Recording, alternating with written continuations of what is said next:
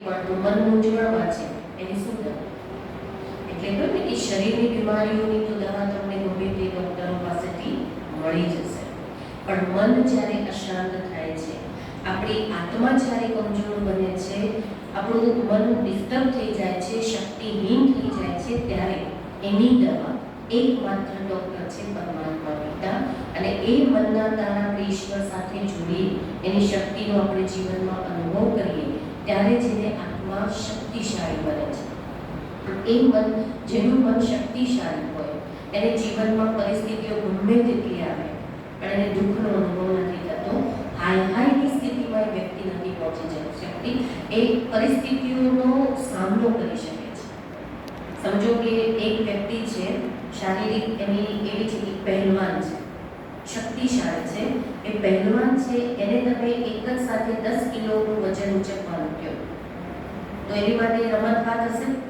એને 10 કિલોનું વજન ઉચકવું એ રોજનું એવું કામ કરે છે કે 10 કિલોનું વજન એને કોઈ અઘરું નહીં લાગે. પરંતુ એક કમજોર વ્યક્તિ છે, માયકંગનો છે, એકદમ વીક વ્યક્તિ છે, અને એને તમે કહો કે 5 કિલોનું વજન એક સાથે ઉચક તો એની માટે કેવી વસ્તુ લાગશે?